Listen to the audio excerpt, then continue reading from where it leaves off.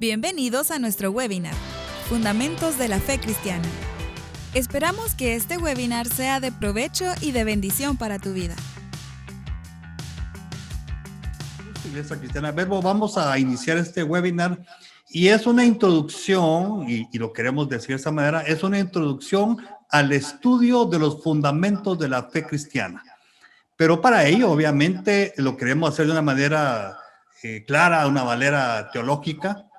Y en esta noche, para dar inicio a este webinar, está con nosotros el licenciado Maynor Herrera, es licenciado en teología, tiene una maestría en teología pastoral y a la vez está estudiando ya su doctorado.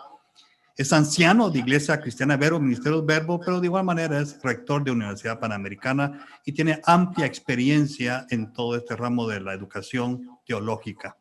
Entonces, sabemos que usted tiene una gran expectativa. Le invitamos, en primer lugar, que tenga su Biblia a la mano, tenga su cuaderno de notas y tenga la disposición de recibir de Dios lo que Él nos quiere enseñar y mostrar en esta ocasión. El tema que vamos a dar inicio es Biblia y teología. Entonces, le quiero dar la bienvenida al licenciado Maynor Herrera. Maynor Herrera, Dios te bendiga. Gracias por haber aceptado nuestra invitación. Y sin más preámbulo, el tiempo es tuyo. Al final quiero decir esto: cuando el licenciado Herrera termine su conferencia, vamos a tener un tiempo de preguntas. Entonces quiero suplicar que usted, ahí aparece un chat de preguntas, webinar, chat privado. Usted puede escribir sus preguntas, sus inquietudes, sus comentarios. Entonces, sin más preámbulo, el licenciado Maynor Herrera, el tiempo es tuyo y bienvenido a este webinar.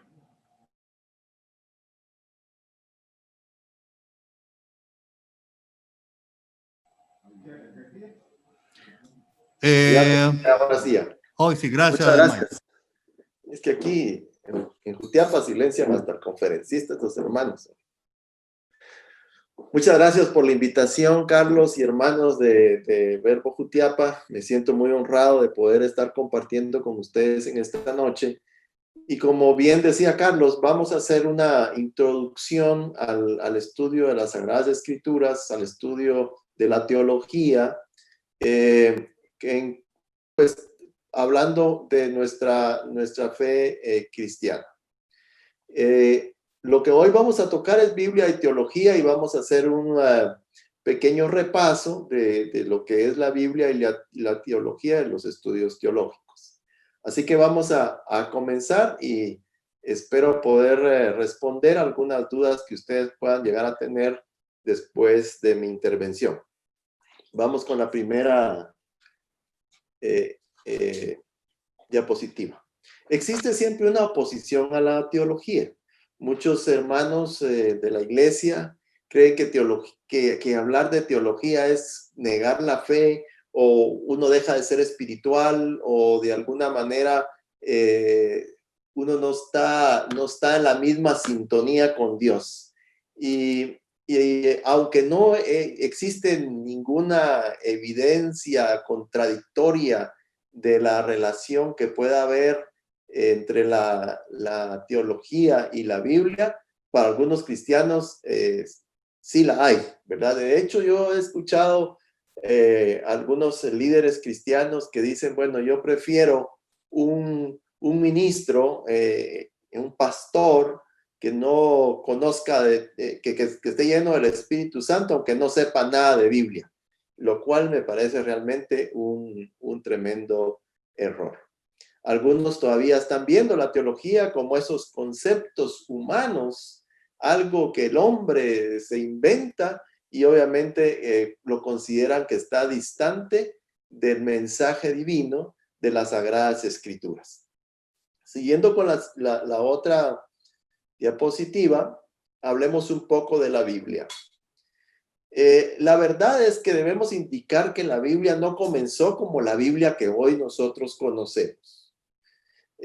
Lo que comenzó con Dios y la humanidad fue una relación que tenía el hombre con Dios desde el Edén, y plasmar esa experiencia, esa historia humana, dio origen a lo que hoy nosotros conocemos como Biblia, que es realmente extraída esa tradición oral que había en el principio. Recuérdense que no teníamos cómo tomar nota, no teníamos, estamos hablando de cientos de años atrás, de miles de años atrás, y no había forma de tomar nota. Así que la tradición era oral, y en Deuteronomio capítulo 6, ahí nos habla el Shema de Dios, donde cuando te levantes, cuando camines, cuando vayas, vas a repetir a tus hijos esta palabra y estos mandamientos que te digo hoy. Y esa era la manera de aprender de Dios y de la relación con Dios y la historia de Dios.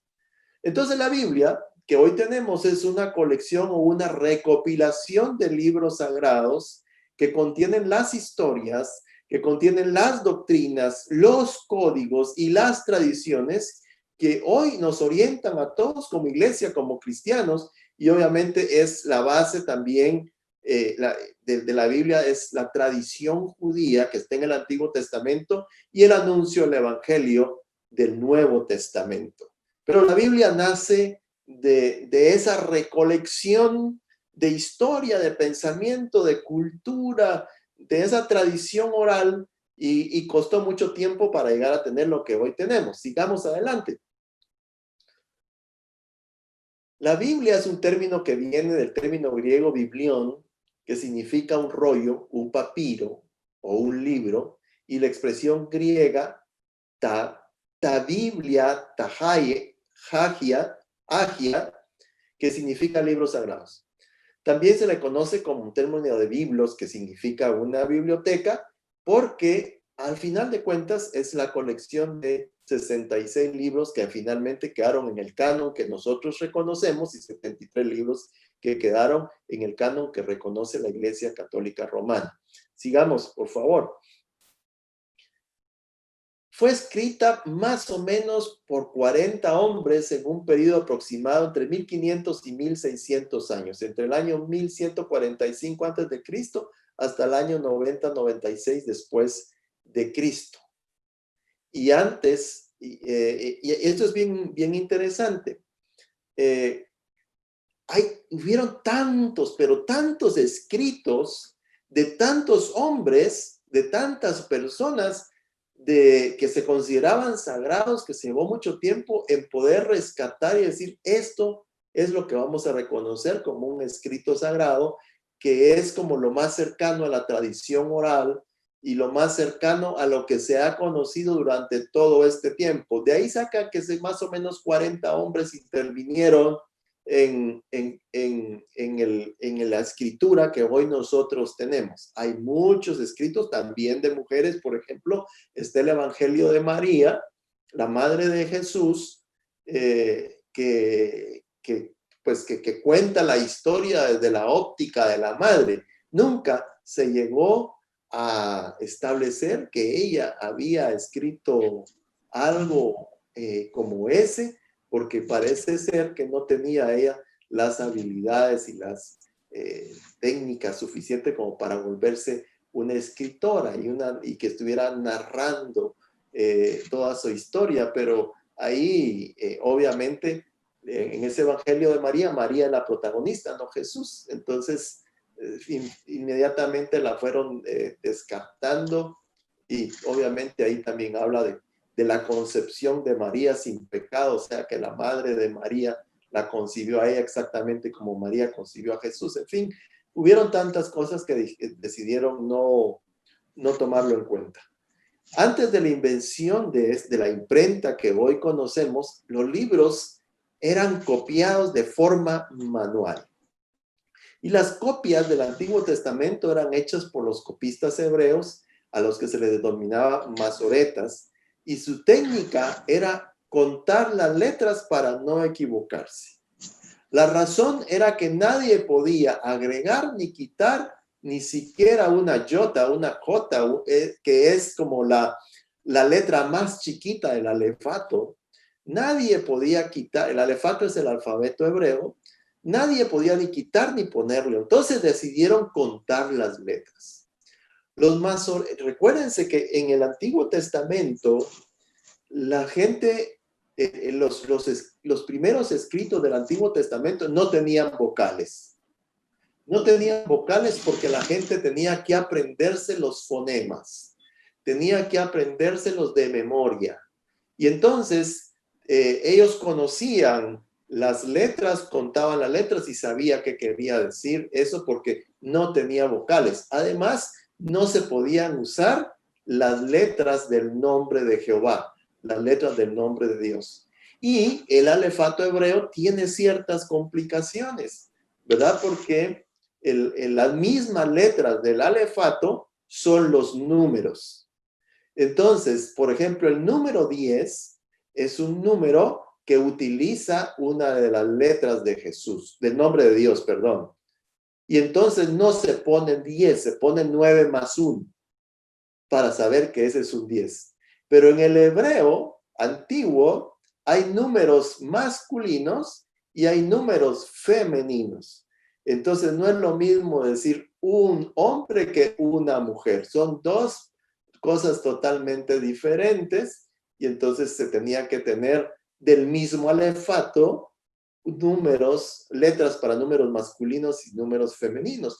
Eso complicaba mucho para los que no fueran hebreos entender todas esas situaciones.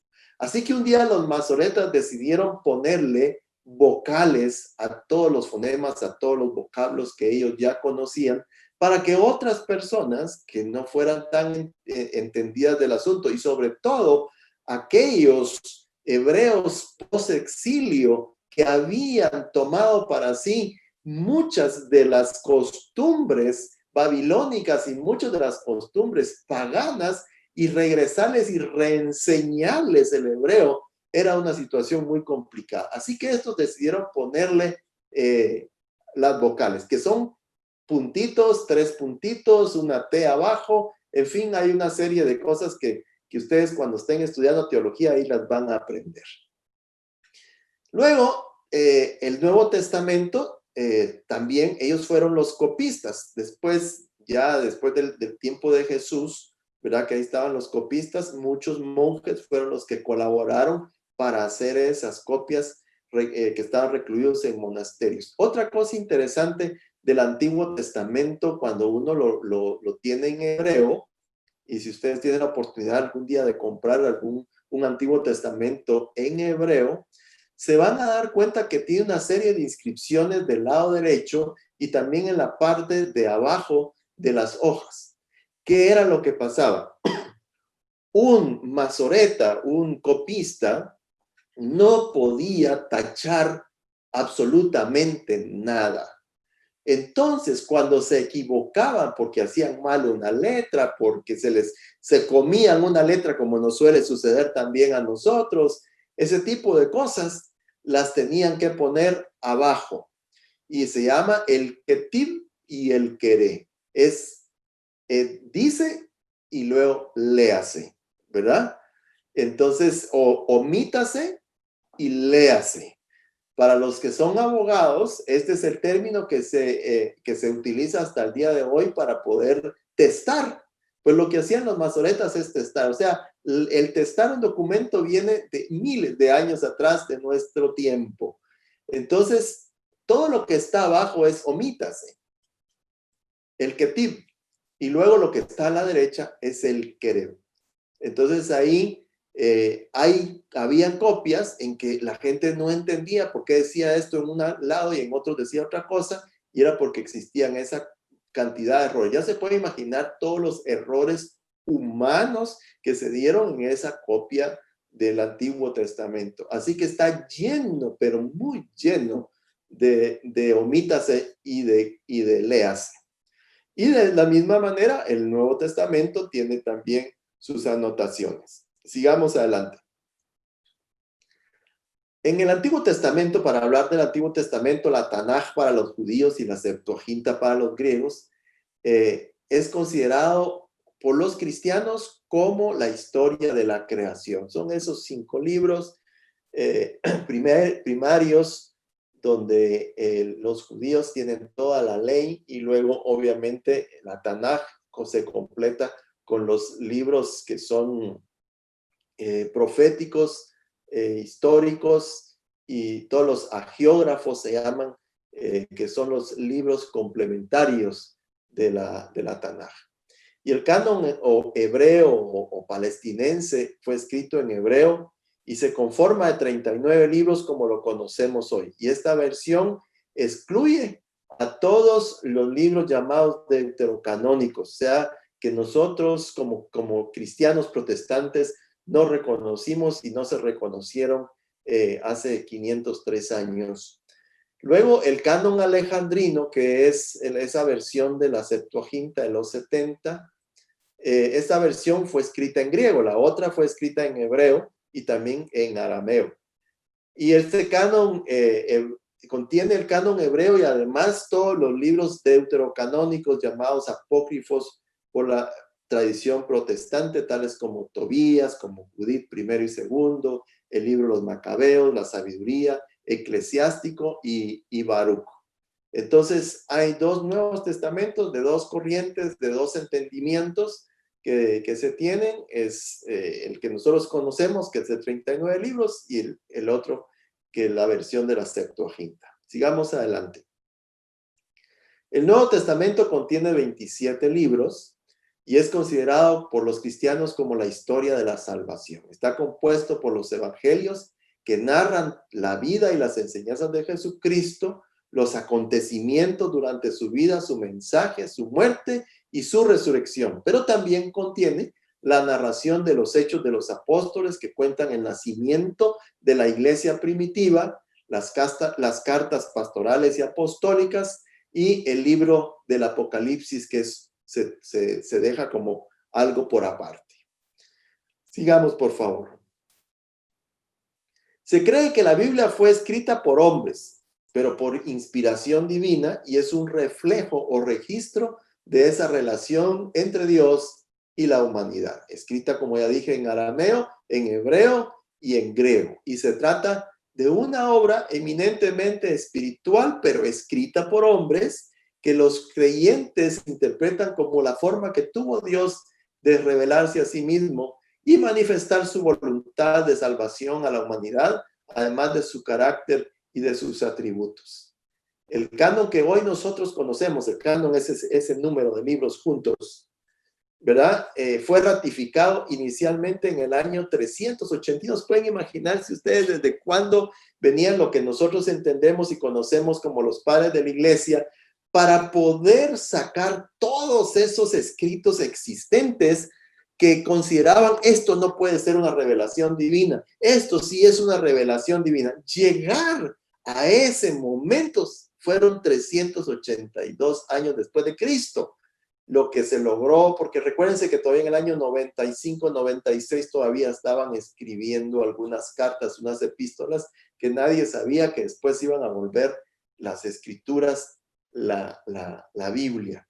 Entonces, finalmente se ratificó la última vez por un papa en el año 419 y dijo, bueno, este es el canon, es la Biblia. Ahora, ¿qué cosa importante debemos rescatar de esto? Y es que la Biblia fue escrita por hombres que tenían grandes debilidades, grandes defectos y grandes virtudes. Y entonces, esa parte que está de ellos, porque no la podíamos separar de esa humanidad, no se podía separar la parte de la divinidad inspiradora. Entonces, nosotros tenemos que saber que la Biblia, que fue una inspiración divina, tiene también dentro de la forma de la escritura, dentro de la forma de expresarse, muchas cosas que son absolutamente humanas, pero que Dios permitió que quedaran de esa manera. ¿Por qué? Porque nosotros la íbamos a interpretar desde el punto de vista humano, que eso es muy interesante cuando estamos hablando de la Biblia. Toda nuestra interpretación de la Biblia es totalmente humana, no es divina, porque nosotros no somos Dios, somos humanos. Y es más, nosotros cuando estamos leyendo la Biblia estamos tratando de encontrar ahí algún tipo de inspiración o mensaje que nos pueda ayudar en nuestra propia vida, y para los que somos predicadores, cómo nosotros ayudamos a otros a través de la predicación. Pero llegar a esto que hoy tenemos, que lo compramos en cualquier librería, hermanos, llevó muchísimo tiempo ponerse de acuerdo a hombres que estaban dedicados a examinar todos aquellos documentos que se dieron en aquel entonces para poder dictaminar de alguna manera si es divino o no es divino. ¿Quedaron algunos escritos divinos fuera del canon? No lo sabemos. Podría ser que sí, y que están por ahí en algún lado, pero eso no se sabe. Lo que sí sabemos es que hoy tenemos 66 libros que componen lo que hoy nosotros llamamos la Biblia, y también le llamamos las Sagradas Escrituras. Es un libro maravilloso que cobra sentido cuando yo lo leo y lo aplico. Mientras eso no suceda, sencillamente será un libro más que podemos tener en nuestra biblioteca. Sigamos, por favor. Ahora hablemos de teología. Y quiero decir que el texto sagrado es la base de cualquier estudio teológico. No, la teología no nace de la inspiración de alguien o de lo que está pensando alguien, sino de ese estudio, de esos escritos, de eso que estaba sucediendo y de esa relación con Dios. Sigamos.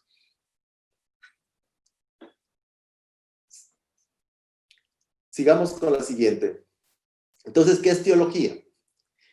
Yo escribí digamos que un concepto lo más sencillo posible, que es el estudio de los hechos respecto de la relación de Dios y su creación, y pretende estudiar la relación de Dios y el hombre, así como sus características y atributos. Y debo dejar bien claro que la teología nunca pretende estudiar a Dios, porque Dios no es objeto de estudio. Nosotros no tenemos la capacidad de poder estudiar a Dios, porque en el momento en que Dios pudiera ser estudiado, dejaría de ser Dios, porque lo entendería cualquier mente humana y entonces dejaría de tener esa deidad y eso que nosotros conocemos como algo fuera del ámbito humano. Pero sí estudia toda esa relación y esa interrelación entre Dios y su creación, y esas características y atributos de Dios que podemos ver manifestados a través de la historia.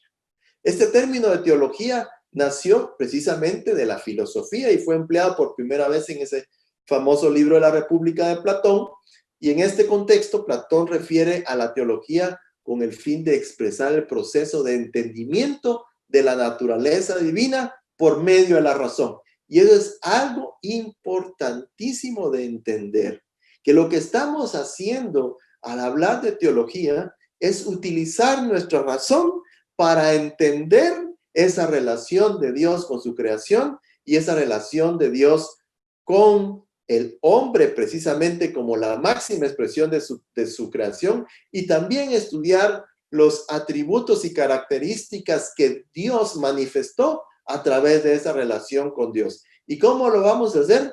Con la razón. Y ahí es donde a veces chocan algunos pensamientos, porque al inicio se pensaba eso: ningún mortal puede estudiar la Biblia, porque para poder estudiar la Biblia se tiene que tener un nivel espiritual de tal grado que puedan comprender a Dios. Y a Dios nadie lo va a comprender, pero toda la intención era que nadie leyera la Biblia, porque al conocer la verdad los haría libres.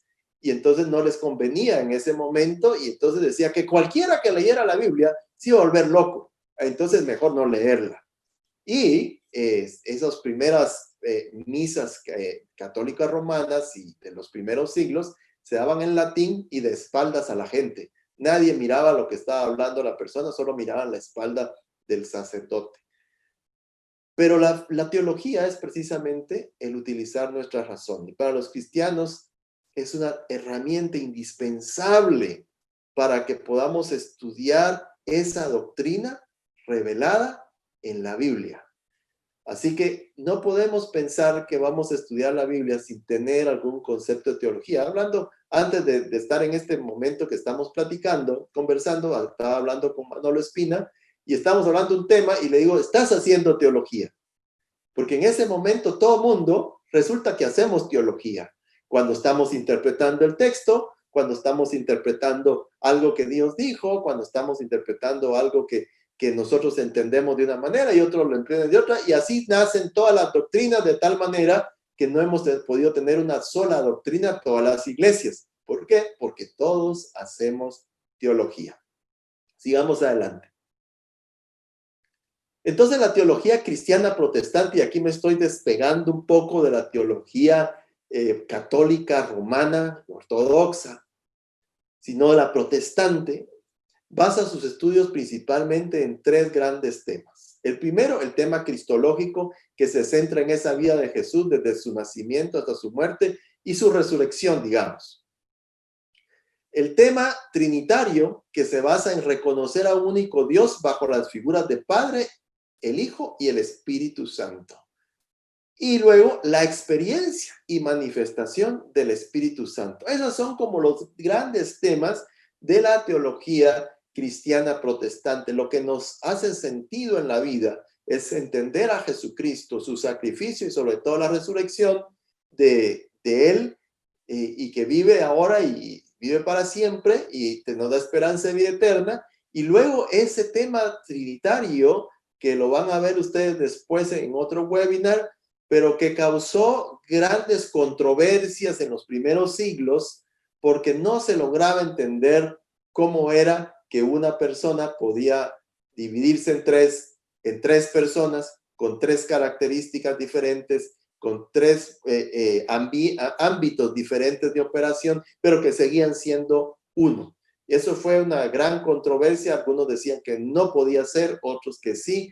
Y en fin, se tuvieron que hacer estudios hasta que se dijo, sí existe la Trinidad. Y luego la experiencia y esa manifestación que nosotros conocemos del Espíritu Santo, sobre todo cuando se empezaron a hablar nuevas lenguas o lenguas angélicas, como se llamaban, y también cuando empezaron a ver la profecía, palabras de ciencia, palabras proféticas y esas cosas que obviamente era esa intervención del Espíritu Santo en el ser humano. Sigamos, por favor.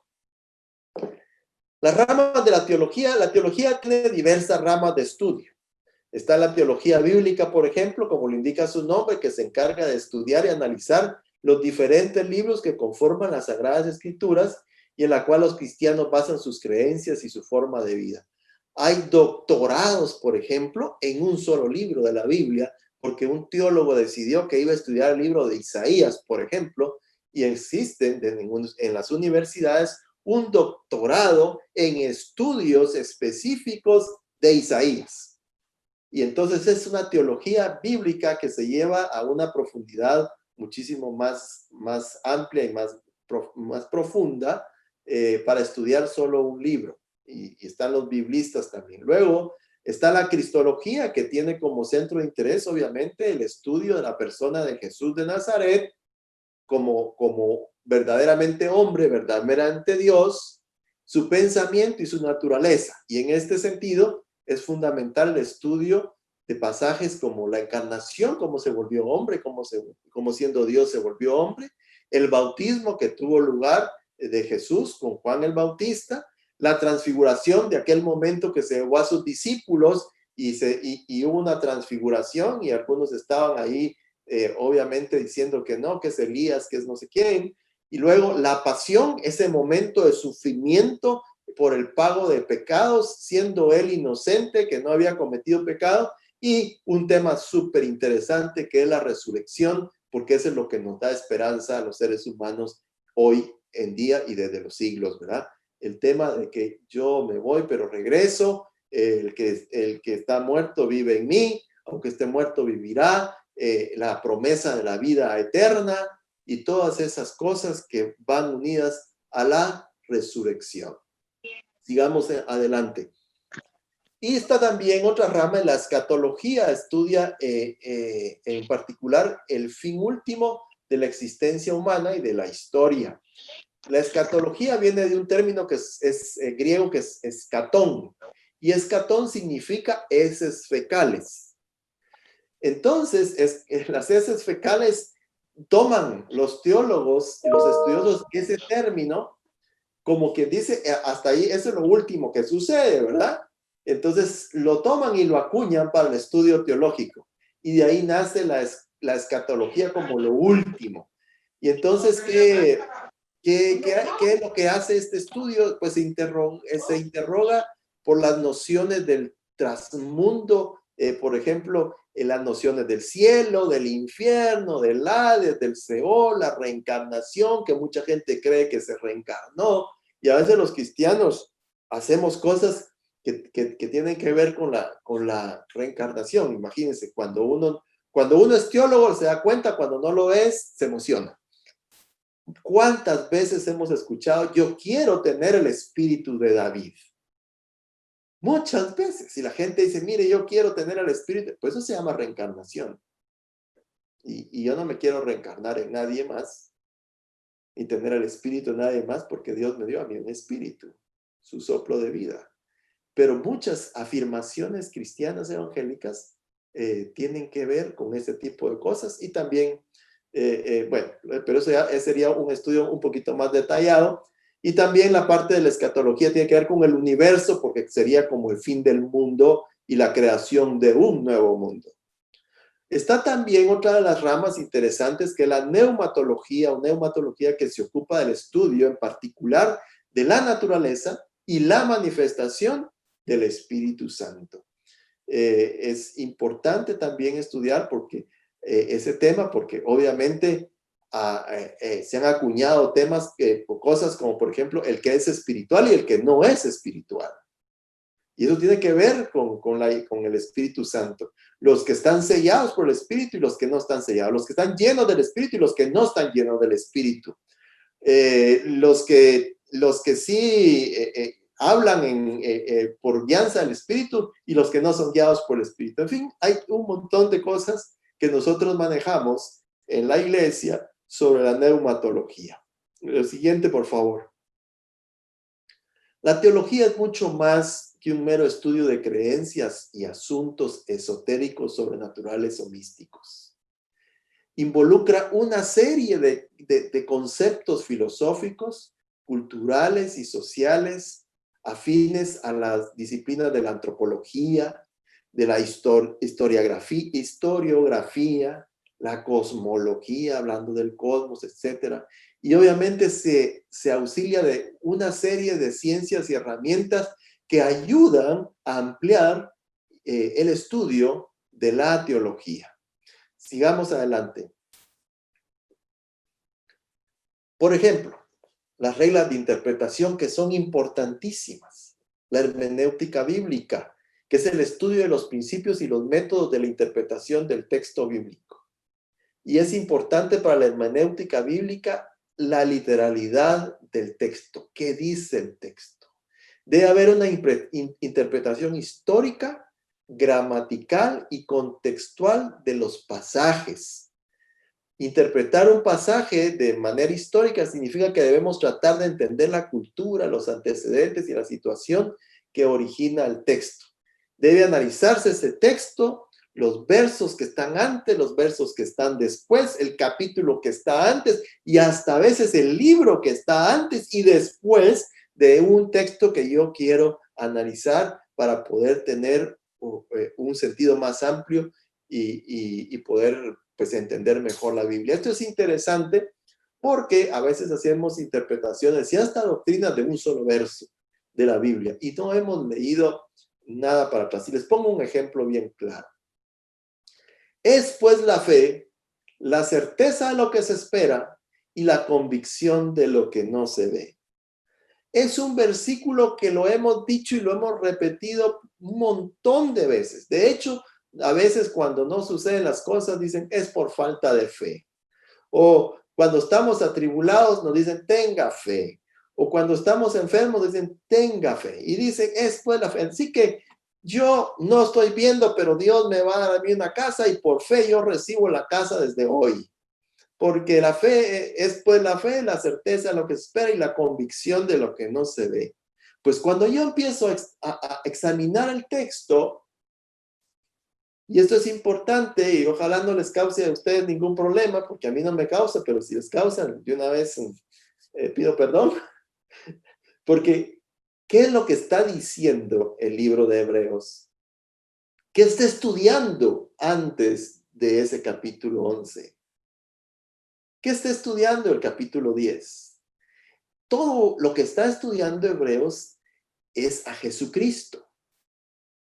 Y tienen que entender que Jesucristo era el Hijo de Dios y que si bien Él se fue para estar sentado a la diestra del Padre, como se conoce la tradición, Él va a regresar y ya no va a regresar como Cordero, sino que va a regresar como Rey. Pero, ¿cómo creer semejante cosa para aquellos que nunca vivieron ni vieron eso, sino solo han escuchado? Solo por fe. Es pues la fe, la certeza de lo que se espera. ¿Y qué es lo que se espera? Pues la segunda venida de Jesucristo. No es la casa, ni es el carro, ni es la sanidad, ni es lo que usted esté pensando. Lo que está tratando Hebreos es que la certeza de lo que se espera es que Jesús va a venir un día por su iglesia tal y como lo prometió. La certeza de lo que se espera y la convicción de lo que no se ve, sí, porque para ese momento era inminente el regreso de Jesús y no se veía. No se vislumbraba por ninguna parte. Todos veían hacia Sión, al monte Sión, para ver si ahí de repente un día estaba parado Jesús con una vestidura de rey, en un caballo, es decir, toda esa imagen de realeza, y resulta que no pasaba. Y la gente se moría pensando que esto. Entonces decía, mire, esto es por fe. Vamos a creer que Él va a venir. Tenemos la certeza de lo que se espera, y lo que se espera es la venida de Jesucristo y la convicción de lo que no se ve. No importa que no lo vea, pero Él va a regresar. Y eso es la fe. Bueno, eso es solo para ponerles un ejemplo de analizar un texto y de poder ver los versos que están antes y lo que está después. Seguramente Dios, si le quiere dar una casa y le quiere dar un carro, y seguramente le va a dar un trabajito por ahí o un negocio por allá, y el Señor le va a ser su proveedor. Eso de ninguna manera se puede dudar, porque Él es nuestro proveedor. Y eso es parte de lo que nosotros creemos, que también puede llamarse la fe en Dios. Sigamos adelante. Después respondo preguntas. La escritura siempre es el mejor intérprete de la escritura. Debemos leer la Biblia en español. Porque nuestro gran problema a veces es que nosotros empezamos a pensar, a ver qué dice esto. Yo siempre pongo el ejemplo de nuestro tiempo, la forma en que hablamos hoy. O ¿cómo se llama? O que me ayude ahí Carlos Juárez, que hace unos años a los pantalones le decían caballos. Si no me equivoco, ahí en el caló de la 1 de julio y otros alrededores. Pero yo siempre pongo el ejemplo. Es muy común que a los buses en un tiempo les decían burras. Y si se pueden imaginar que diga, bueno, pues nos fuimos de Jutiapa en burra para Quetzaltenango a visitar la iglesia Verbo de Quetzaltenango. Y nos hicimos 5 horas. Eso fue lo que dejamos escrito, y luego viene alguien y resulta que lo dejan en el libro sagrado, y viene alguien y lo lee y dice, bueno, pues los hermanos de Jutiapa se fueron en una burra, y dice que iban 60 en la burra, y se fueron a Shela y llegaron en 5 horas. Entonces viene el que le interpreta, dice, bueno, hermanos, imagínense usted el tamaño de la burra, para que le quepan 60 gentes. O sea que la burra medía mínimo unos 50 metros de largo. Y para que llegara a una velocidad de que en 5 horas estaba en Quetzaltenango, a la puchica, se tenía las patas como de unos 5 metros de largo cada una. Pero para el largo que tenía la burra, a lo mejor no tenía 4 patas.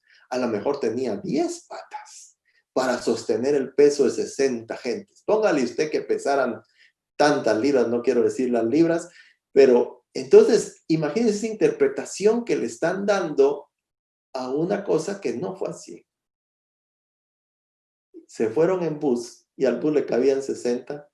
Era un bus de diésel y llegaron en 5 horas sin parar.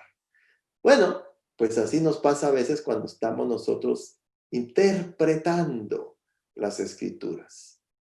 Así que tenemos que tener el cuidado de leerlas en español, qué dice y qué se entiende por cada palabra, porque podemos decir, no, aquí quisieron decir tal cosa. No, la Biblia es bien clara y lo mejor es interpretarla como es. Algunas personas creen que el estudio de la hermenéutica bíblica va a limitar sus capacidades de aprender nuevas verdades de la palabra de Dios o que van a apagar la iluminación del Espíritu Santo respecto a las Escrituras. Y lo mejor es leerla. Miren, a veces hay personas que Señor, háblame hoy. Hablan la Biblia, ponen el dedo y donde dice la Escritura, entonces quiero ver qué es lo que Dios me está diciendo a mí hoy. Si el versículo no les gusta, la vuelven a cerrar y vuelven a hacer otro intento, ¿verdad? Porque si el versículo es algo que le va contrario, esa parte ya no la voy a recibir. No, la Biblia seguramente sí nos habla y Dios utiliza las escrituras para hablarnos permanentemente, pero no donde yo pongo el dedo, sino cuando yo la leo del Génesis al Apocalipsis, seguramente voy a encontrar un mensaje divino. Y eso es el propósito de la hermenéutica biblia, es protegernos de una mala aplicación o mal entendimiento de las escrituras que puedan cambiar el sentido de la verdad bíblica. Porque lo más importante de la Biblia es encontrar la verdad bíblica. Sigamos, por favor.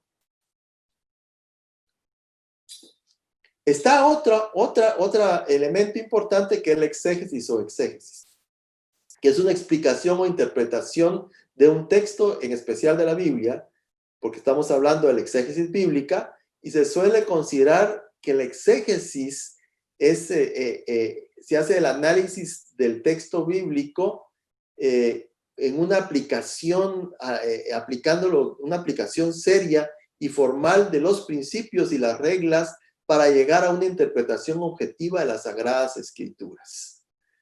El exégesis tiene esas características de hacer un análisis muy profundo, literal, de cada palabra que está escrita en las Escrituras. Tiene ese componente muy centrado en la literalidad con la intención de reconstruir el significado original. Sigamos adelante. Después voy a explicar un poco más del exégesis. El exégeta, el que hace el exégesis, tiene como principal misión es explicar el significado de un texto sin incluir su interpretación personal o lo que el texto significa para la persona.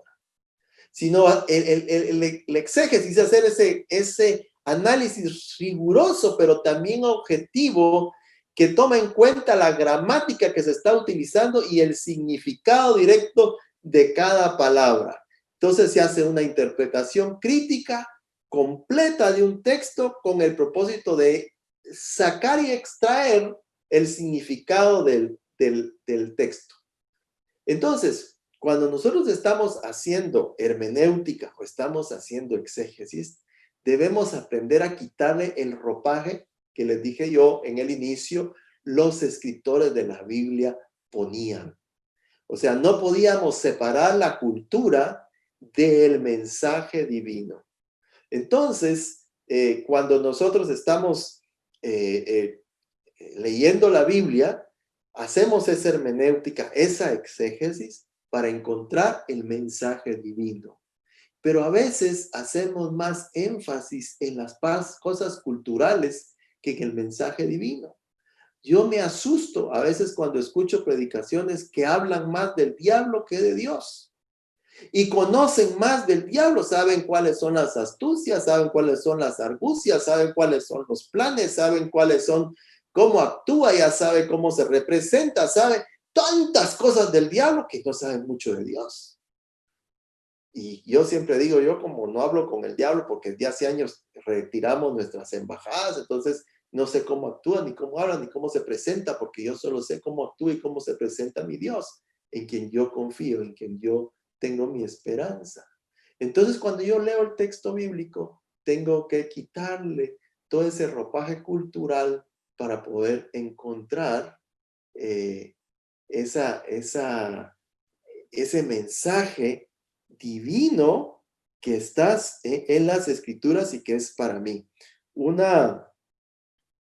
Por ejemplo, eso que está en la Biblia, ojo por ojo, diente por diente.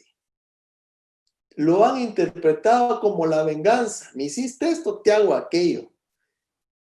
Y es todo lo contrario.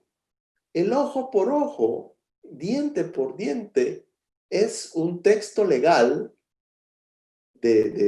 ya vamos a ver los diferentes estilos gramaticales, pero ese es un texto legal, estilo gramatical legal, que lo que implica es que no podemos poner un castigo que sea mayor que el delito. Por eso, ojo por ojo y diente por diente. No puedes ponerle tú un castigo, no puedes condenar de una manera desproporcionada por determinado delito. Entonces, lejos de ser venganza, es justicia. ¿Por qué? Porque Dios es un Dios de justicia, no es un Dios de venganza, ¿verdad? Aunque sí se venga y nos ha dicho, déjenme a mí la venganza, pero su esencia y su carácter es de justicia. Y se daba cuenta que los hombres, el que tenía el poder, le iba a tener la tentación de tomar venganza con alguien y poderle poner y aplicarle la ley de una forma mucho más fuerte que lo que el delito. Lo mismo está la frase de 70 veces 7, está en Génesis. Y se trata de la venganza de alguien que ahí se me fue el nombre, de los hijos de Adán que no lo podían matar, a Caín, y entonces era un dicho de aquellos entonces de que sí iban a cumplir las cosas, que sí se iba a realizar. Pero cuando lo leemos en el Nuevo Testamento, no vamos al Antiguo Testamento para conocer el contexto, y algunos dicen, ¿cuántas veces tengo que perdonar? Es 70 veces 7, y multiplican 70 por 1, por 2, por 3, por 4, por 5, por 6, por 7, y luego sacan un gran número que dice, hasta esas veces voy a tener que perdonar. Y lo que está diciendo es, tú perdonas siempre, vas a cumplir siempre con este mandato, tú lo vas a perdonar. Y así hay una serie de cosas culturales que están alrededor de la Escritura que nosotros debemos aprender a distinguir y a separar, porque ahí encontramos el mensaje divino. Sigamos, por favor. Los géneros literarios. Al estudiar los libros de la Biblia es importante analizar no solo la información que contiene el libro, sino también la forma literaria que el autor ha utilizado. El género literario utilizado puede darnos pistas sobre lo que el autor está tratando de decir. Y les puse aquí un ejemplo en la presentación. 1 Samuel 1:28. Y lo comparamos con 1 Samuel 2:1-10. Y nos damos cuenta que esos dos pasajes que son del mismo libro, que está un pasaje después del otro, son dos géneros diferentes de la escritura. La primera sección es una prosa, un cuento de la narrativa de Ana. Y la segunda es una oración o una canción o un poema de agradecimiento de Ana. Entonces, nosotros al notar el cambio de prosa a poesía, nos va a ayudar a entender mejor el texto y podemos darnos cuenta que no podemos utilizar siempre de manera literal lo que dice en una escritura, porque puede ser un poema. Génesis es un caso interesante porque los primeros capítulos están escritos como un poema. ¿Cómo nos damos cuenta de eso? Porque la literatura hebrea, cuando se trataba de este tipo de género literario, que era una prosa o era una poesía, las líneas que se contaban, entonces tenían la misma cantidad de letras. Nosotros, cuando hablamos de poesía, tiene una rima, la última palabra, y luego el siguiente renglón tiene rima con la otra palabra, y luego la otra tiene una rima con la otra, y eso lo decimos, eso es poesía. Así la identificamos en español. En hebreo es porque tiene el mismo número de palabras. Si el primer renglón tiene 10 palabras, el segundo renglón tiene 10 palabras, el tercer renglón tiene 10 palabras, y el cuarto renglón tiene 10 palabras, es una poesía. Y ahí identificamos ya un estilo literario. Y nos ayuda a darnos cuenta de que las poesías no son cosas literales, sino que son cosas que son deseos o una manera de expresarnos de otra forma, ¿verdad? Sigamos, por favor, para ver otros. Entonces, en los géneros literarios tenemos historias, tenemos esas poesías y canciones que están en los salmos, por ejemplo, lo sapiencial que están los proverbios y los refranes. Los hebreos usaban muchos, pero muchos refranes. Uno que me llama la atención es cuando se van al exilio y dice Dios que los manda con el diente limpio. Y era una frase muy utilizada por ellos, porque irse con el diente limpio es no llevar comida, ¿verdad? Pero si lo interpretamos con esa literalidad, entonces diríamos que van bien lavaditos los dientes, ¿verdad? Ya tenían su cepillo de dientes y pasta de dientes en esa época, y van con los dientes limpios. Entonces, bien cepillados, por favor. Y no es así, iban sin comida. Está el legislativo también, que es otro género literario, que es pues muy común en los 10 mandamientos como un gran ejemplo. El profético, que están todos los profetas, Isaías, Jeremías, todos los que ya conocemos, los mayores y los menores. La epistolar, que son todas las cartas de los apóstoles y las epístolas que conocemos. La narrativa y la biográfica, que también es muy interesante porque, por ejemplo, para los hebreos, el libro de Daniel no es profético, sino que es histórico y narrativo, biográfico. Perdón, porque está de alguna manera narrando lo que Daniel estuvo viviendo durante su tiempo preso. Entonces, no hay nada profético, sino fue algo que ya sucedió, que ya le pasó, que quedó registrado como un hecho real donde Daniel estuvo viviendo y donde se deja como testimonio de cómo Daniel se comportó durante todo este tiempo que estuvo él en cautiverio y cómo fue realmente utilizado, cómo él no decidió doblegarse. Y lo mismo pasa con José, que ahí no tenemos problema de profético porque ya sabemos que es una historia y todo, pero como Daniel sí tiene ciertos elementos que nos pudieran dar alguna luz, y obviamente han sido las interpretaciones de algunos predicadores que nos llevaron a pensar en ese tipo. Hay de cosas, hay novelas, ¿verdad? Hay una literatura expositiva, están las parábolas y toda la parte apocalíptica, que es una literatura que utiliza simbologías. Entonces es interesante, por ejemplo, el Apocalipsis, lejos de ser un mensaje catastrófico, es un mensaje de esperanza, porque lo que estaba pasando en ese tiempo que Juan escribe este libro de los últimos tiempos, es un mensaje que les estaba dando de esperanza, porque resultaba que la iglesia estaba escondida en cuevas y estaban huyendo en ese momento. Y como estaban huyendo, iban metiéndose en las cuevas, él siempre les daba la esperanza de que Jesús iba a venir y que no iba a venir como siervo, sino como rey. De ahí que va a venir en un caballo, que va a tener las marcas del caballo y que el caballo era blanco. Por una sencilla razón, eran símbolos que lograban entender. Solo el rey, cuando iba a la guerra, iba en un caballo blanco. ¿Por qué? Porque era fácil de identificarlo y cuidar al rey y proteger al rey, porque el rey iba a la guerra. El caballo del rey tenía el sello real impreso como que fuera un fierro que le ponemos nosotros ahora a cualquier animal. De eso sí era el fierro real. Entonces, cuando habla de esas señales, para ellos era fácil de entender. Nuestro Señor, aquel que fue inmolado en la cruz, aquel del que se burlaron y que no tuvo el trono de David, va a regresar.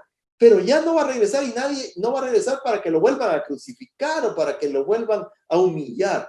Va a venir como rey y vamos a reinar. Y luego él habla de una tierra nueva, de un cielo nuevo, lo cual algunos estudiosos no es algo literal, sino muy simbólico porque obviamente cuando Jesús venga, cuando ha puesto a todos sus enemigos debajo de sus pies, y eso significa que va a haber un cambio total en nuestra sociedad y en nuestra forma de vivir. La otra cosa es que viene a la tierra, a una tierra nueva. No está hablando de que nosotros nos vamos para allá, sino que Él viene para acá, entendiendo de que nosotros aquí en la tierra vamos a tener una nueva forma de vida. Y en fin, hay una serie y obviamente las amonestaciones a las iglesias utilizando ciertos símbolos que les está de alguna manera llamando la atención para que se mantengan en la fe en Jesucristo. Y de eso se trata el libro apocalíptico, no de la catástrofe, sino de la gran esperanza de que un día el Señor va a regresar. Y hay novelas como Jonás, por ejemplo, ¿verdad? Es un estilo literario interesante cómo se narra toda esa historia de Jonás, que a veces le ponen gran atención al pez, ¿verdad? A la gran ballena, porque ahí en ningún lado dice que estaba una ballena, pero todo el mundo dice para que sea grande tiene que ser ballena. Pero se pueden imaginar viviendo Jonás en la ballena, con todos los jugos gástricos del estómago de la ballena, y no estaba ahí, y no le pasó nada a Jonás. Entonces algunos dicen, pues ahí está el milagro. Claro, ahí está el milagro, porque Jonás no le pasó nada. No, pues el estilo es una narrativa de una novela muy interesante. Y entonces a mí no me interesa, es decir, no es que no me interesa. A mí lo que me interesa es cuál es el mensaje, por algo Dios permitió que quedara dentro del canon de las Escrituras. Y entonces es un mensaje muy claro. Jonás en su humanidad no quería que ese pueblo de Nínive conociera del Señor, porque eran unos malvados y unos pícaros de primera marca, y dijo, pues chica, yo no voy a ir ahí para que estos resulten que se salvan. Pues el Señor lo manda ahí. Y toda su necedad de no ir le causó a él grandes problemas en su corazón, gran angustia en su corazón, pero que de todas maneras tuvo que ir, y el Señor habló a Nínive, y Nínive conoció de Dios y de la manifestación de Dios. Ese mensaje es más importante que la ballena. Ese mensaje es más importante que la zozobra en el mar. Porque la zozobra en el mar en esta gran novela está hablando de eso que a veces tenemos los seres humanos, de esa lucha interna en la que Dios nos está mandando a hacer algo y nosotros no queremos hacerlo. Y no queremos hacerlo a veces porque va a beneficiar a alguien que según nosotros no se lo merece. Esa es la familia de mi cuñado. No debería ¿verdad?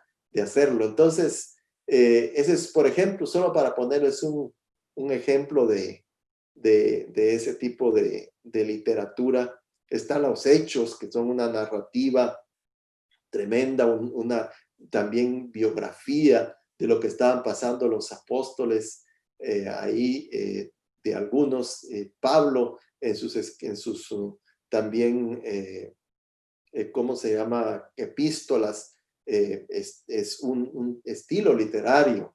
Y las parábolas de Jesús, que era una manera de enseñar en las que él utilizaba cosas que eran conocidas para todos, para enseñar verdades muy sencillas y que todo el mundo pudiera entender. Y hay cosas interesantes que a mí me llama la atención de Jesús, es su sentido del humor, ¿verdad? Por ejemplo, cuando él dice, es más fácil que pase un camello por el ojo de una aguja a que un rico entre al reino de los cielos. Y entonces cuando escuchamos eso, lo que Jesús estaba era burlándose. Estaba siendo sarcástico la forma que estaba diciendo. ¿Y cómo lo interpretamos? A ver, un camello no cabe en el ojo de una aguja. No, es que no es una aguja, es que era la puerta que tenía forma de aguja y por ahí entraban las ovejas. Y obviamente un camello no podía entrar ahí. Y entonces por eso estaba diciendo el Señor que aunque un rico quisiera empujar y entrar y hacer, no iba a poder porque no iba a caber. Lo que Jesús estaba utilizando era su gran sentido del humor y burlándose, ¿verdad? Hoy podríamos decir, miren, es más fácil sacarle 1 litro de sangre a un cangrejo a que un rico entre al reino de los cielos. Entonces, ahí entenderíamos nosotros el sarcasmo, ¿verdad? Porque no le podríamos sacar sangre a un cangrejo. Pues para los judíos es una realidad esto, ellos se ríen de eso y obviamente se ríen de nosotros cuando nosotros tratamos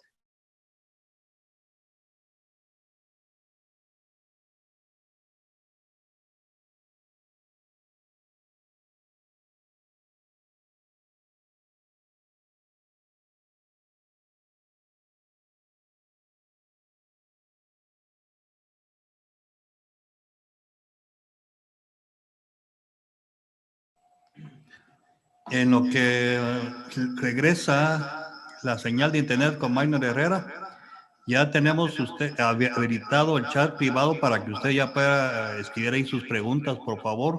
Ya estoy de regreso. Gracias, Maynor. Muy bien. Pues seguimos con la otra.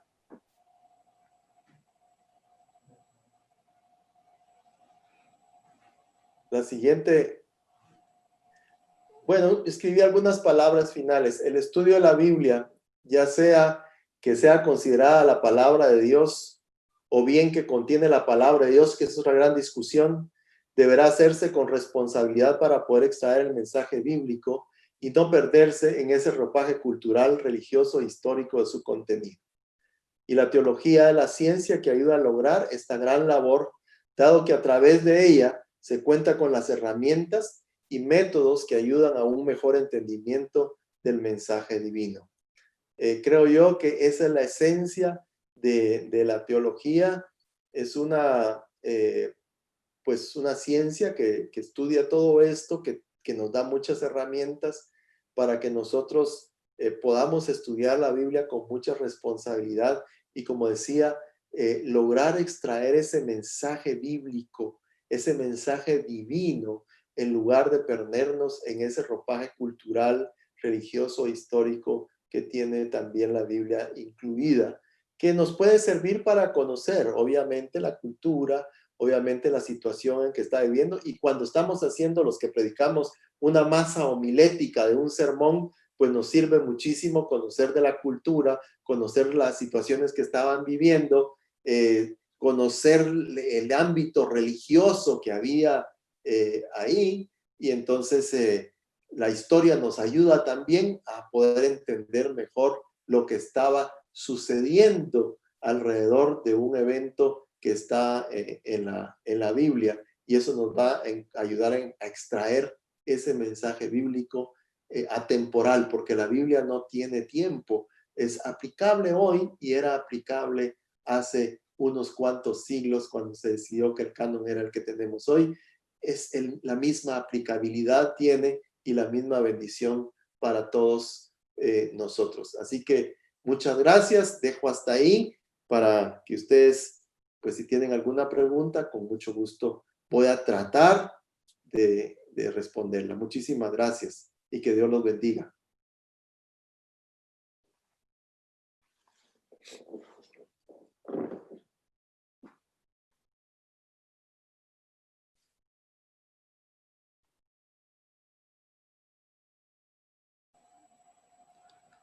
Gracias, Maynor, muy amable, excelente exposición, conferencia. Quisiera suplicarles, por favor, tenemos abierto el chat de preguntas privadas. Puede escribir ahí su pregunta, por favor. Y obviamente, Maynor va a estar muy anuente a respondernos a esas dudas en cuanto al tema que acabamos de escuchar en este momento. Entonces, puede escribir sus preguntas en el chat, en el webinar de preguntas, por favor. O si usted tiene algún comentario, pues puede escribirlo ahí también en nuestro chat, por favor. No vamos a abrir los micrófonos para hacer preguntas directas, pero sí quisiéramos suplicarle a que usted nos escriba, por favor. Mientras usted escribe sus preguntas en el chat, le quiero invitar a algo también. Y como bien decía Maynor, es una introducción al estudio, los fundamentos de la fe cristiana. Estudiar teología es apasionante. Yo le invito a que estudie teología también con nosotros. En la Universidad Panamericana tenemos la licenciatura en teología, pero si usted no quiere estudiar los 4 años de la licenciatura en teología, le ofrecemos un diplomado en ciencias bíblicas 2 diplomados en ciencias bíblicas. Es maravilloso estudiar las Escrituras, que nos equipemos y que nosotros aprendamos juntos lo que la Biblia nos enseña. Entonces, tenemos abierto el chat, por favor, hay preguntas. Dice María del Rosario Espina, muchas felicidades, excelente tema. Gracias, María del Rosario. ¿Alguien más que quiera comentar algo? ¿Alguna pregunta? El próximo viernes continuamos con este webinar. El próximo viernes, ya Maynor lo mencionó, el otro viernes vamos a tocar ya un tema más directo, amplio, que es fundamental en nuestra fe cristiana, como es el concepto de la Trinidad, ¿verdad? Todo ese aspecto importante y principal que como creyentes en el Señor debemos comprender muy bien. Entonces, Francisco Torres nos manda un mensaje. Buenas noches, felicidades, amados, por esta iniciativa. Muchas gracias, Francisco. Saludos hasta Escuintla, Iglesia Verbo Escuintla. Hay algunas preguntas más. Si ustedes quisieran extendernos por acá, por favor, aquí hay más preguntas. Muy bien. Saída de Vázquez nos dice, cuando Maynor Herrera, hay una pregunta, cuando se han aprendido con interpretaciones que incluyen todo ese ruido religioso, cultural, etcétera, ¿qué recomendación daría? Luego hace la pregunta, ¿por dónde empezar? Eso lo pregunta Saída de Vázquez. Bueno, lo que dije al principio, yo creo que las escrituras es la mejor fuente de interpretación de las mismas escrituras y tenemos que leerlas en español. No tratar de hacer interpretaciones fuera de lo que ahí ya dice, porque es muy clara. O sea, cuando Dios inspira a estas personas a escribir la Biblia, no fue para dejar cosas ocultas, sino para dejar las cosas y ponerlas en la luz. Y entonces, mi recomendación es que lean la Biblia, lean las escrituras, y cuando oiga una predicación, pues busque en la Biblia si realmente dice lo que está diciendo la persona que está haciendo la exposición. Y no nos quedemos únicamente con lo que está diciendo el predicador. Dios nos ha dado la capacidad para poder nosotros entender las escrituras y poder escudriñarlas. Y no es nada que tenga que ponerse no sé cuántos días en ayuno para entenderla. El Señor nos dejó las escrituras para que la entendamos todos, pero obviamente cuidándonos de no hacer interpretaciones, digamos, raras, ¿verdad?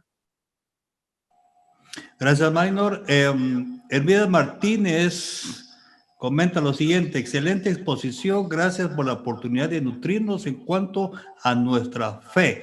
Dios nos sorprenda. Adelaida, Francisco Torres tiene una consulta, pero Adelaida dice, excelente explicación de la fe. Sí, yo creo que fue muy bonita esa explicación, Maynor, que dejó ese impactado esa explicación tan sencilla y puntual.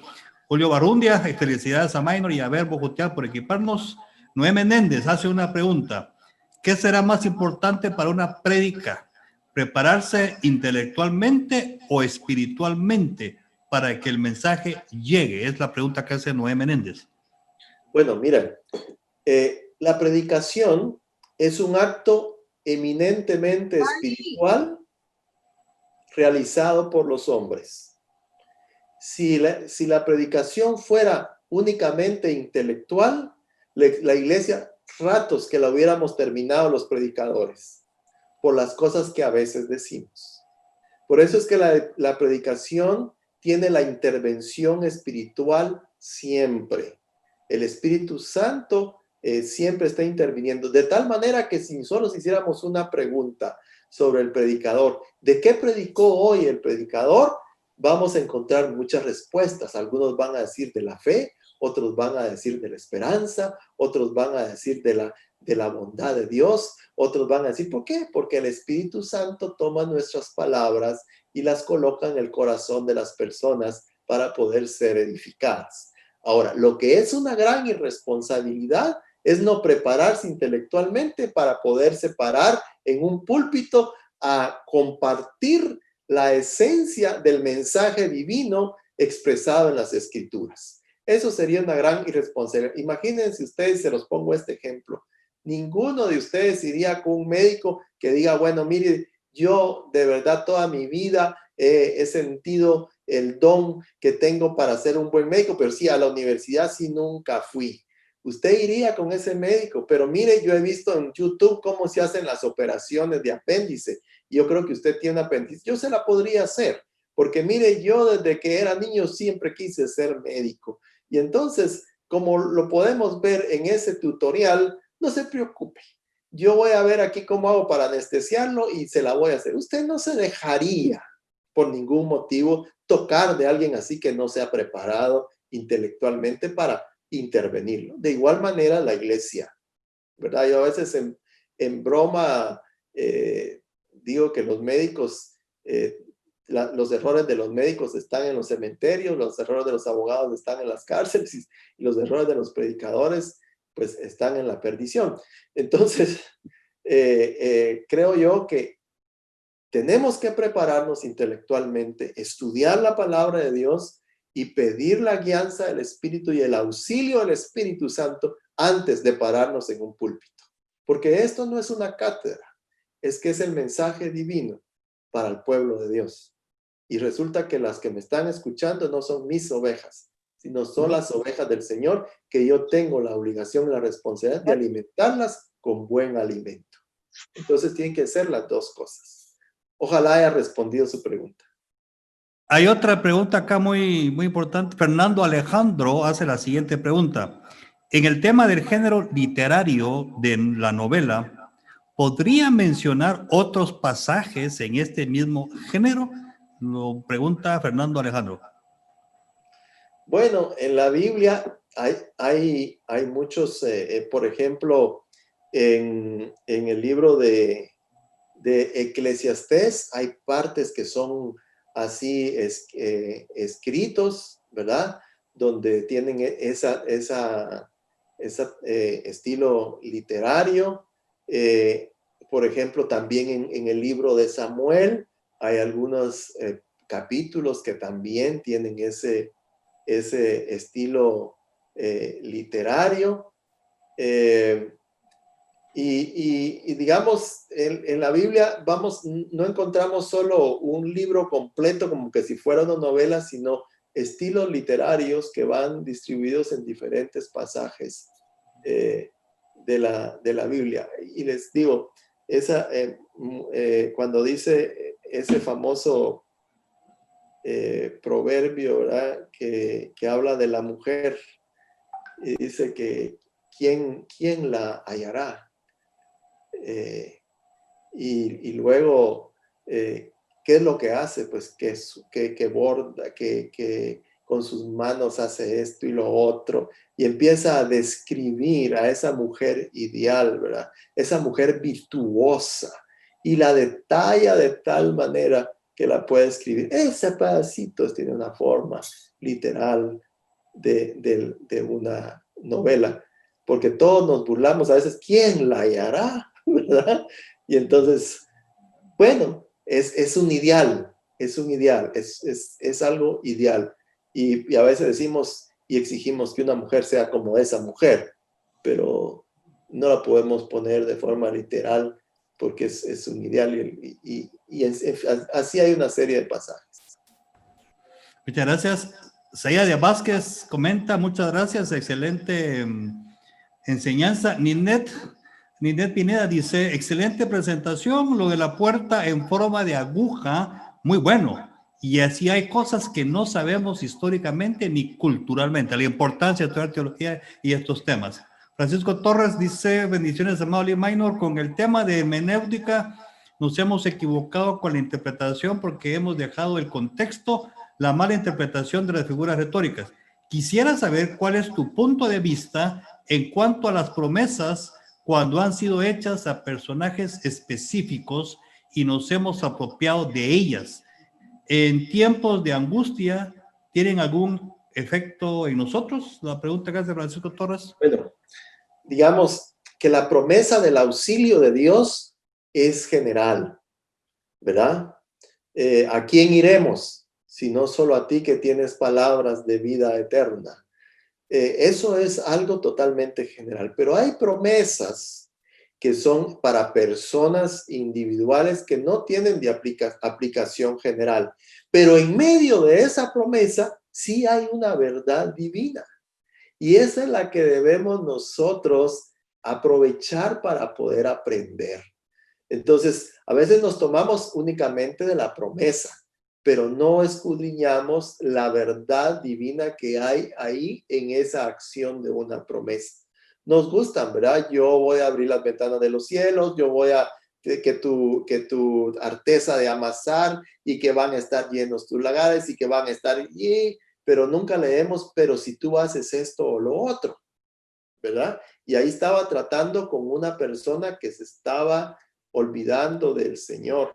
Entonces, si yo estoy en una posición de olvidarme de Dios y creer que todo lo tengo, porque ahí hay una escritura que dice, no sea que tus vacas, tus ovejas se multipliquen, que tus vacas, y te olvides de Jehová tu Dios, pues, por ejemplo, eso tiene una enseñanza para aquellos que estamos pensando que ahora que ya la suerte nos sonrió, entonces ahora ya puedo yo solito, gracias a Dios, cuando tenga necesidad te vuelvo a buscar. Nos está diciendo cómo nosotros somos y realmente lo que debemos de hacer. Pero no todas las promesas son de aplicación general. Hay promesas que son para personas específicas. No podemos pensar que en la promesa a María vas a concebir un hijo y va a ser engendrado al Espíritu Santo y le llamarás su nombre Emmanuel y toda la cosa sea para todas las mujeres, por ejemplo. O lo que le pasó a Sara con apenas 95, 98 años, que yo te voy a dar un hijo y va a ser, pues como su descendencia va a ser como las estrellas del cielo, como las arenas del mar, y que yo piense que una mujer de 95 años va a quedar embarazada de repente. Pero esa era una promesa para Sara. Gracias, Maynor. Hay un comentario aquí de Karen Escobar. Gracias, hermanos. Excelente tema. Gracias por compartir temas tan importantes. Gracias, Karen. Manolo Espina comenta, excelente plática. ¿Puede sugerir literatura idónea? Hace la pregunta, ¿puede sugerir literatura idónea para el estudio de estos temas? Es lo que consulta Manolo. ¿Una literatura especial para esto? Hay varios libros de hermenéutica bíblica que se pueden consultar. Hay, por ejemplo, libros como La Predicación, Puente entre dos mundos, que es un buen libro, por ejemplo, para poder interpretar la Biblia y saber cuál es la responsabilidad de la predicación. Pero hay una serie de autores que hablan de la hermenéutica y la homilética y también del exégesis. Y hay una palabra que no dije que se llama eisegesis, no exégesis, no, eisegesis, que es cuando hacemos una interpretación del texto, pero con mi interpretación. Y ese es el riesgo que corremos siempre. Pero creo que hay mucha literatura para poder buscar sobre hermenéutica, pero que sea hermenéutica bíblica, porque la hermenéutica es un término muy general. Pero cuando sí es bíblica, entonces se logra leer algo interesante. Gracias, Maynor. Hay otra pregunta de Vivi Villegas. Buenas noches. Cuando se hacen varias interpretaciones de un solo versículo, por ejemplo, sacan 3 interpretaciones, la pregunta es, ¿cómo saber cuál sería la más acertada? ¿O son varias las 3? Las más acertadas. Lo que más les conviene, es lo que comenta y pregunta Vivi Villegas. La más acertada es la que tú puedes hacer, tomando en cuenta el contexto, la historia y la cultura, leyendo hacia atrás y hacia adelante. Porque lo que sucede cuando se hacen interpretaciones es que estamos haciendo doctrina. Pero una clave de las interpretaciones cuando se está haciendo doctrina es que sea algo que se esté repitiendo en la Biblia varias veces. No podemos hacer de un pedacito de un verso una doctrina. Pero lo mejor es que cuando yo escudriño las escrituras, bueno, una clave para esto, interrogue el texto. A ver, ¿y qué es lo que yo tengo que decir? ¿Quién lo dijo? ¿A quién se lo dijo? ¿Y por qué lo dijo? Y con esas 3 respuestas que yo logre tener, voy a tener una interpretación lo más cercana a lo que el autor quiso decirnos y encontrar ahí el mensaje de Dios. Gracias, Maynor. Excelentes respuestas. Si ya no hay más preguntas, queremos agradecer realmente nuevamente el acompañarnos esta noche al haber aceptado nuestra invitación a este webinar. Este webinar tiene una duración de 4 semanas. La siguiente semana, el próximo viernes, siempre a las 7:30 punto, daremos inicio con el tema de la Trinidad. Entonces, por este tiempo, queremos agradecerle. Maynor Herrera, muchas gracias por tu tiempo. Sabemos que eres un hombre de Dios, que siempre estás dispuesto a apoyarnos, a predicar la palabra, a enseñar estos principios bíblicos y teológicos a la iglesia del Señor. Gracias, Maynor. Dios te bendiga. Dios bendiga a Betty y a toda tu familia. Y a usted, estimado, que estuvo con nosotros esta noche, también queremos darle las gracias. Que Dios le bendiga. Y en nombre de Iglesia Cristiana Verbo, de acá de la ciudad de Jutiapa, le agradecemos, le mandamos un fuerte abrazo. Maynor Herrera, no sé si tengas palabras para despedirte de la audiencia esta noche. Gracias, hermanos, por la oportunidad que me dan de compartir con ustedes este tiempo. Para mí siempre es un gusto y sobre todo un honor poder hablar con los hermanos, con tanta gente que aprecio, que veo aquí sus nombres, que les tengo gran aprecio y gran cariño, y muchos consiervos que vi también conectados, hermanos ancianos de nuestro ministerio. Que Dios les bendiga y pues quedo a la orden siempre, a su servicio. Cuando ustedes lo consideren oportuno, pues sigo aquí para servirles. Que Dios les bendiga a todos, que Dios los guarde y bendiga a sus familias. Y los quiero muchísimo. Gracias, Maynor. Bendiciones. Quiero comentarles de que Maynor Herrera estará de nuevo, va a ser otro conferencista más dentro de esta temática y lo vamos a estar viendo también a raíz de este webinar. Entonces, hasta acá culminamos el webinar. Le suplicamos que se cuide siempre, que busquemos juntos al Señor, que Dios bendiga su vida, su familia y todo lo que usted emprenda. A continuación, te dejamos algunos recursos literarios del webinar. Si tú quieres empezar a prepararte y quieres tener mayor entendimiento de la Escritura, te recomendamos los siguientes recursos literarios. Hermenéutica de Henry Birkler. Hermenéutica Interpretación Eficaz Hoy de Rob Haskell. Y Hermenéutica Bíblica de José M. Martínez. También te recomendamos el tomo 1, 2 y 3 de Descubre la Biblia. Puedes encontrarlos en Sociedad Bíblica de Guatemala.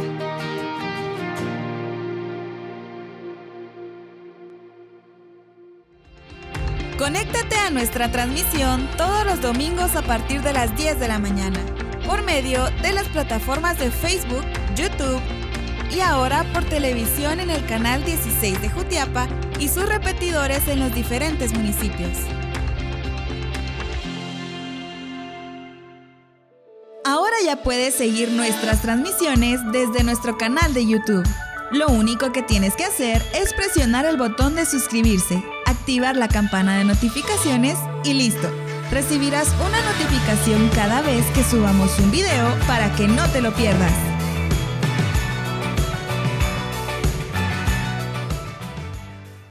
Síguenos en nuestras redes sociales. Nos encuentras en Facebook como Iglesia Cristiana Verbo Jutiapa, en Instagram como Iglesia Verbo Jutiapa y suscríbete a nuestro canal en YouTube como Iglesia Verbo Jutiapa.